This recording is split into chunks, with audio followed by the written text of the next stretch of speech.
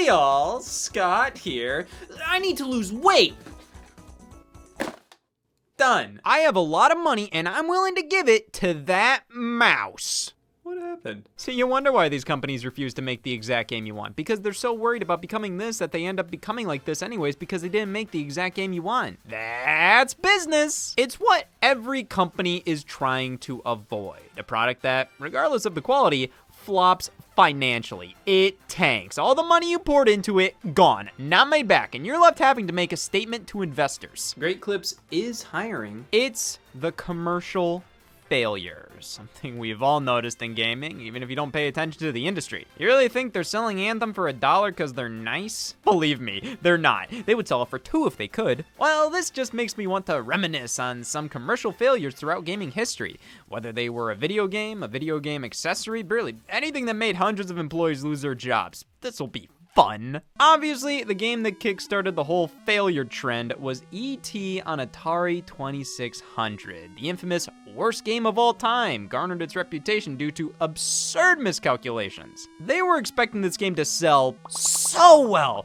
millions upon millions of copies. There was a rumor for a while they produced more E.T. games than there were Atari 2600 consoles on the market. Like, out of all games to be hotly anticipated, E.T. the video game? I mean, the movie was a big success, but like, who watched that and said, I can't wait to play it? You'd think they'd put more stock into like a Star Wars game or something. You know, a big action movie that kids and adults both enjoyed that had iconic scenes that translated to video games seamlessly. I mean, E.T. cleaned house at the box office, but is that really reason to expect the video game to do well? I mean, have you seen the box office results? Atari rushed development of the game, anticipating big results for that holiday season, and because of that, the game released in a confusing state. Players didn't know what to do, and many returned it to retailers, resulting in millions of unsold copies on Atari's end, bringing forth crippling financial losses. I mean, it's pretty wild that E.T. caused that and not Oscar's trash race, but in reality, it didn't directly cause Atari's downfall and the video game industry crashing for a bit.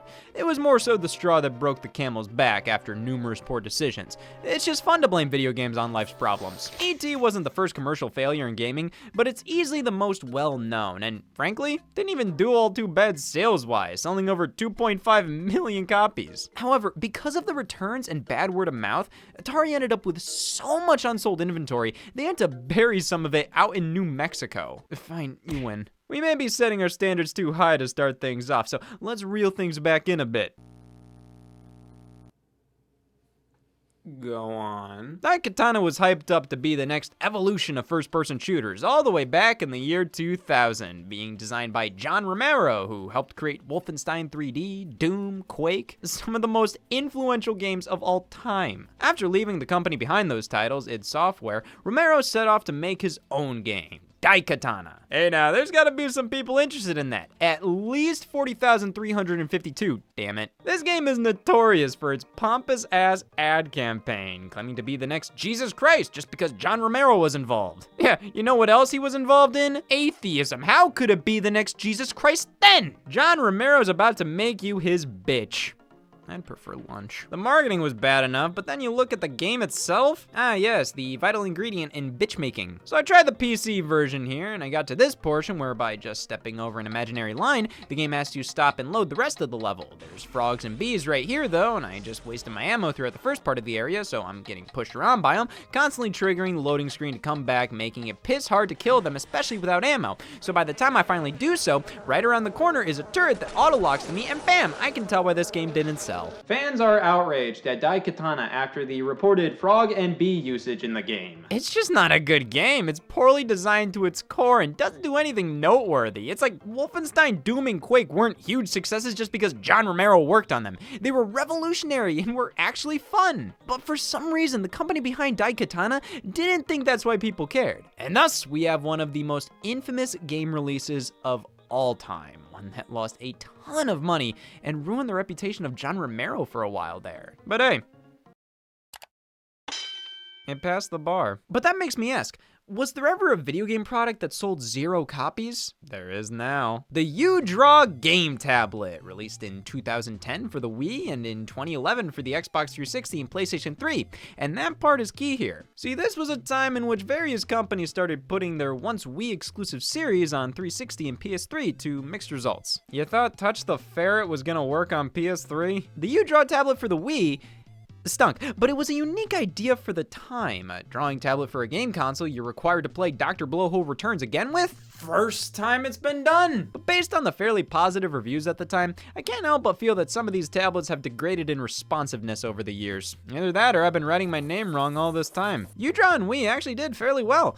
Everything about it was aimed at children, from the design of the tablet to the game's release for it, so for what it was, I guess it was fine. Now, the company behind the uDraw tablet, THQ, already wasn't doing too hot, but after the relative success of uDraw, they thought this was some powerful brand. It's like they hadn't seen something sell a copy before. So they bet hard on introducing uDraw for the PlayStation 3 and Xbox 360, much like how I'm betting hard on introducing Windex to these ants. Should have learned from uDraw. 1.4 million unsold units.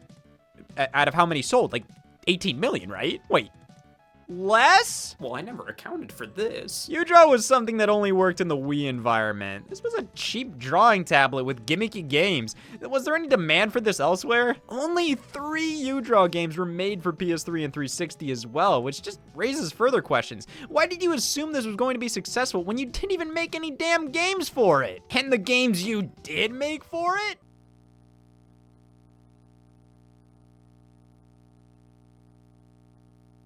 uDraw for Xbox 360 and PlayStation 3 was not only a commercial failure, it was pretty much responsible for tanking an entire company. I mean, how stupid could you be for assuming a Wii drawing tablet would be a hit on the consoles people told me they f***ed my dad on? Why is there voice chat? But let's be fair here. This was stupid. This was just fucking dumb. Mario and Luigi Bowser's Inside Story plus Bowser Jr.'s Journey for the Nintendo 3DS, a remake of a Nintendo DS game with nothing wrong with it that can be played on any Nintendo 3DS console released in 2019 when the 3DS was all but dead and buried. I wonder what happened.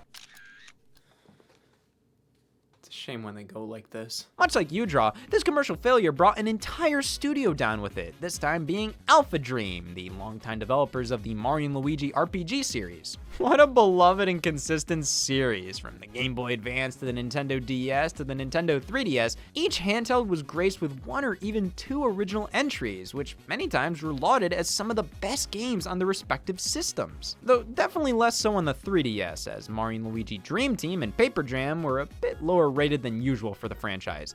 And not bad games at all, they just had more glaring problems, such as Dream Team's incessant tutorials and Paper Jam's lack of freshness and creativity. So when the series is in a bit of a rough patch, you go back to its roots. In 2017, a remake of the first title on Game Boy Advance was released for the 3DS, Superstar Saga plus Bowser's Minions. This felt completely warranted. I mean, Superstar Saga was a fan favorite, but was showing its age and could be tightened up a bit.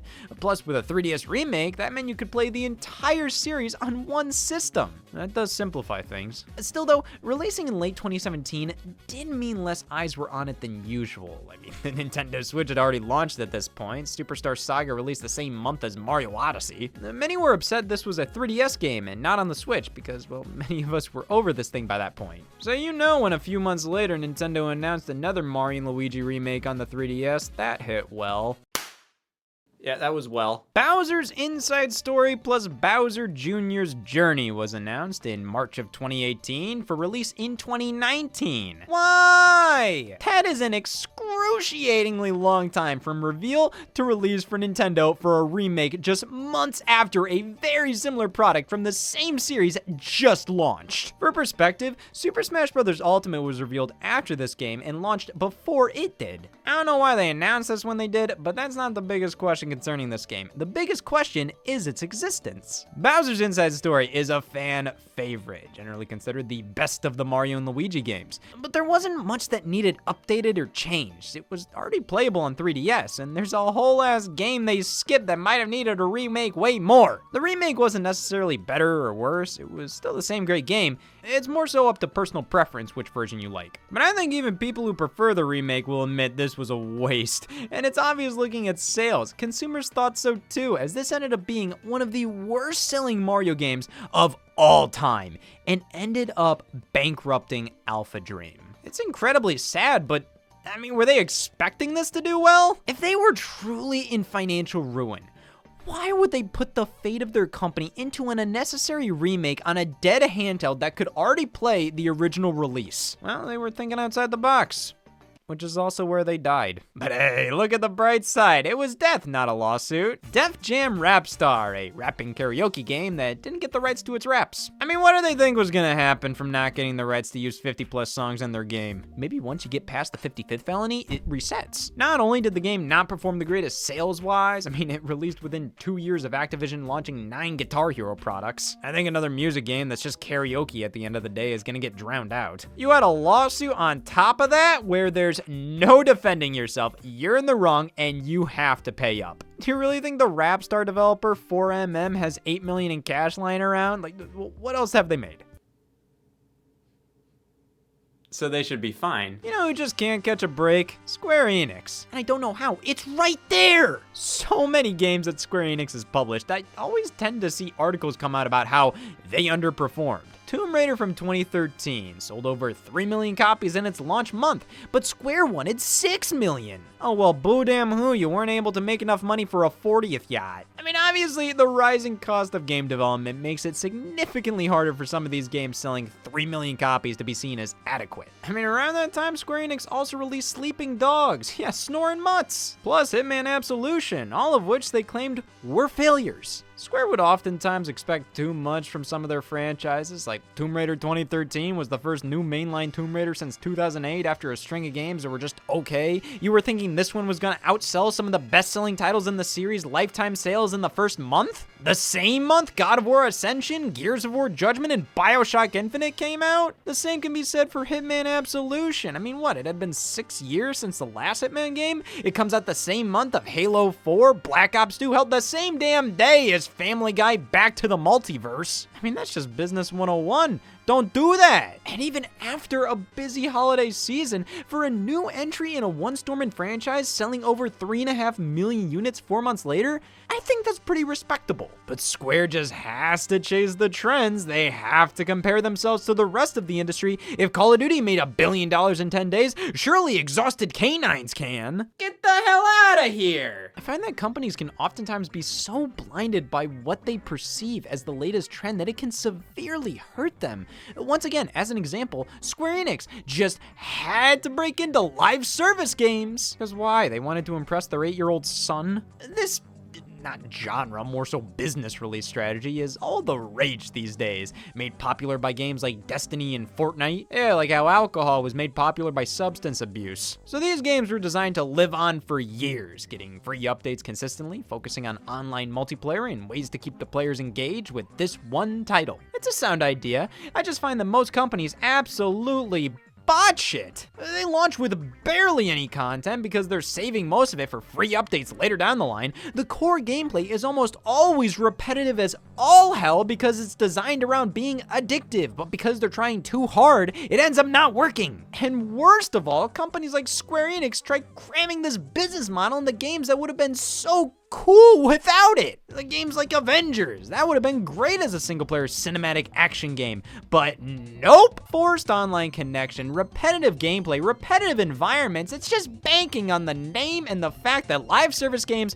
are big. But that doesn't excuse it from being a pretty mediocre and bland game, which is why it bombed. But then 1 year later, they did another Marvel game, Guardians of the Galaxy, which was fully just single player. It was actually pretty good, but once again, didn't perform as well as Square was expecting, which was probably because nobody trusted this damn thing after Avengers. Another game of theirs forced into the live service formula was Babylon's Fall by Platinum Games, a company known for their ultra-refined, accessible, yet incredibly deep single-player hack and slashes with gorgeous art styles. Square Enix told them to make Babylon's Fall an overly simplistic, shallow, online-only hack and slash with hideous visuals. It launched in 2022, and 6 months later, they announced the online servers would be shutting down and thus we can never play the game ever again. Damn, I mean, is that what happens if a live service game fails? We just can't play it ever again? What if Godfall sells bad? I haven't played it yet and will never have any desire to do so, but what if I get a lobotomy? What will Square Enix take away from all these failures? That we don't want bad games? That we don't want games by these developers? That we don't want games? Should we buy games just to send a message to these companies? Like, hey, I have my pants money for this week, but I'll buy Mighty No. 9 instead to show the video game industry I want more games like this. Well, good games like this, but still, I mean, so many series are resurrected these days with titles that we're told as fans, if we want to see more games, we should buy this one. Super Monkey Ball, Star Fox, Klonoa, Chibi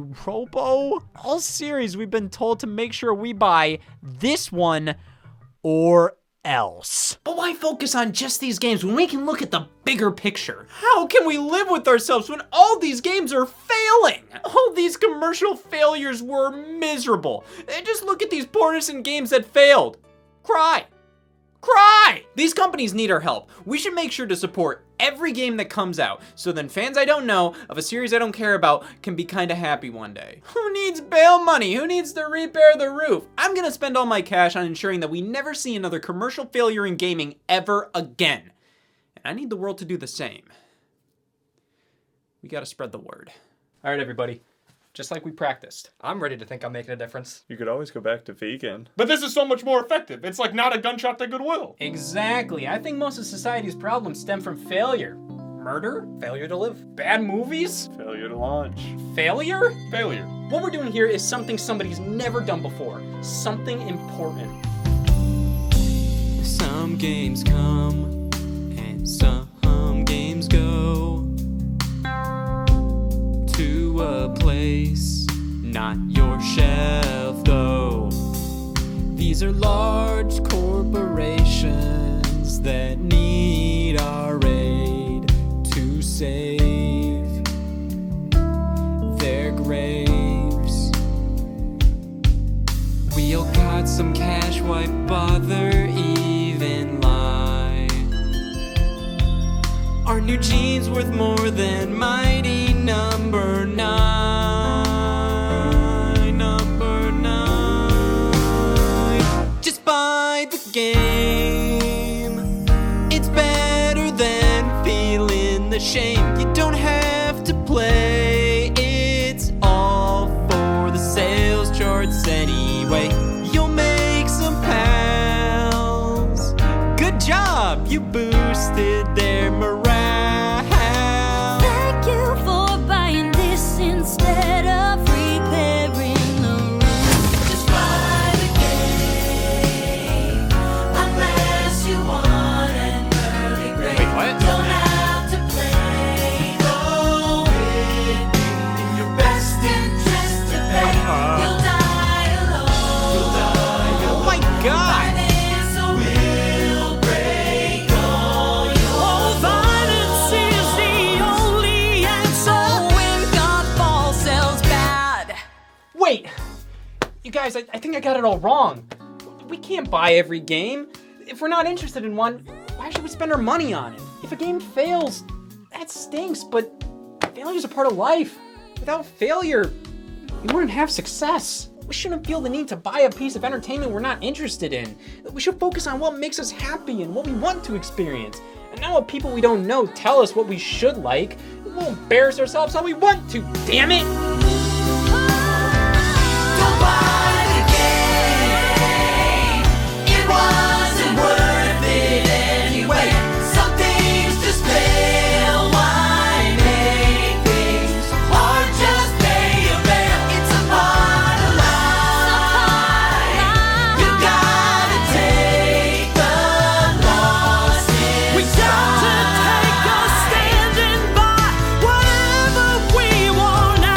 play a better game.